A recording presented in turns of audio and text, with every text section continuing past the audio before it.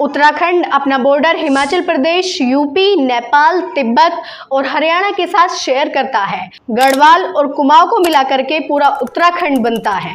अगर मैं आपसे कहूं कि रानीखेत, नैनीताल, मसूरी और केदारनाथ जैसे तमाम धार्मिक स्थल और हिल स्टेशंस अगर अपने उत्तर प्रदेश में ही होते तो क्या ऐसा पॉसिबल है? तो इसका जवाब होगा नहीं। लेकिन एक टाइम पर ऐसा था जब इन सारी जगहों के साथ साथ पूरा उत्तराखंड यूपी के अंदर ही था। ये बात तब की है जब उत्तराखंड यूपी से अलग नहीं हुआ था। उत्तराखंड के एक अलग राज्य बनने की कहानी काफ़ी संघर्ष भरी हुई है। यहाँ के लोगों ने बहुत सारा स्ट्रगल, यहाँ तक कि कई लोगों ने तो अपनी जान भी गंवा दी उत्तराखंड को यूपी से अलग करने के लिए। कई सारे मूवमेंट्स हुए और कई बार तो प्रशासन और लोगों के बीच झड़प भी हुई, तब जाके उत्तराखंड को उसकी अलग पहचान मिली।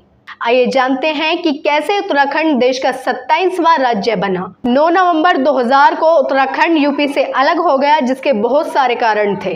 ब्रिटिशर्स के टाइम से ही उत्तराखंड यूपी से अलग होने की मांग करता रहा था। सबसे पहले साल 1897 में उत्तराखंड को अलग राज्य बनाने की मांग उठी। उत्तराखंड को एक अलग राज्य बनाने की मांग तब से ज़्यादा शुरू हो गई जब वहाँ के लोगों ने ये महसूस करना शुरू कर दिया कि पहाड़ी लोगों के डेवलपमेंट पर बिल्कुल भी ध्यान नहीं दिया जा रहा है। बात करते हैं उत्तराखंड मूवमेंट की। 5 मई 1938 को गढ़वाल और कुमाऊं को जोड़कर एक अलग राज्य बनाने की मांग इंडियन नेशनल कांग्रेस के एक अधिवेशन में की गई थी, जिसकी अध्यक्षता खुद पंडित जवाहरलाल नेहरू कर रहे थे।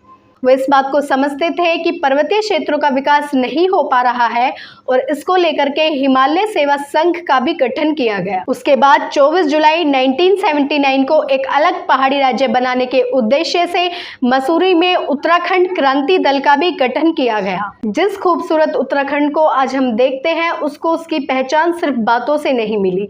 बहुत सारे आंदोलन हुए और बहुत सारे लोगों ने अपनी जान तक गंवा दी। 1 सितंबर 1994 का दिन उत्तराखंड के इतिहास का सबसे काला दिन माना जाता है। इस दिन खटीमा गोलीकांड के अंदर कई सारे आंदोलनकारियों की जान ले ली गई। खटीमा में हजारों की संख्या में एक अलग राज्य की मांग को लेकर के सैनिक छात्रों और पारियों द्वारा जुलूस निकाला जा रहा था, जिसपे खटीमा के तत्कालीन पुलिस इंस्पेक्टर ने गोलियां चलवा दी और 7 आंदोलनकारियों की जान चली गई और कई घायल भी हो गए। खटीमा गोलीकांड के विरोध में मौन जुलूस निकाल रहे लोगों पर एक बार फिर से गोलियां चलवा दी गई, जिसमें 25 लोगों की मौत हो गई। इतने सारे आंदोलनकारियों की जान लेने के बाद भी उत्तर प्रदेश प्रशासन का अत्याचार नहीं रुका था। 2 अक्टूबर 1994 की रात को अलग राज्य के समर्थन में बड़े पैमाने पर हजारों की संख्या में आंदोलनकारियों ने दिल्ली जाने का फैसला लिया। मुजफ्फरनगर के रामपुर तिराहा क्रॉसिंग के पास उत्तर प्रदेश में मुलायम सिंह की सरकार में हजारों आंदोलनकारियों पर एक बार फिर से गोलियां चलवा दी गई। पुलिसकर्मियों पर रेप के आरोप लगे और कई लोग मारे गए और कई घायल भी हुए। पुलिस के इस दुस्साहस ने उत्तराखंड आंदोलन में आग में घी डालने का काम किया।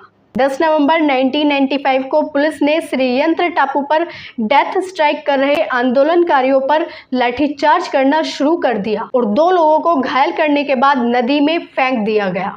उसके बाद 1998 में सेंटर में बीजेपी गवर्नमेंट आने के बाद सेंट्रल गवर्नमेंट उत्तराखंड के अलग राज्य बनने से रिलेटेड जो विधेयक था उसको यूपी विधानसभा में भेजती है।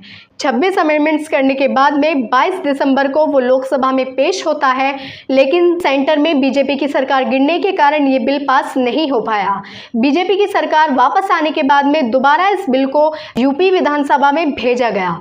यूपी से पास होकर बिल सेंट्रल गवर्नमेंट को भेजा गया और 27 जुलाई 2000 को इसको लोकसभा में पेश करने के बाद 9 नवंबर 2000 में उत्तरांचल राज्य का गठन किया गया। उसके बाद 2006 में उत्तरांचल को उत्तराखंड कर दिया गया। उत्तराखंड के लोगों का कल्चर, वहाँ का रहन सहन, उनका खाना पीना उत्तर प्रदेश के लोगों से बिल्कुल अलग था और वहाँ की ज्योग्राफी जो यूपी से बिल्कुल मेल नहीं खाती थी, वो भी उत्तराखंड को यूपी से अलग करने का एक कारण था।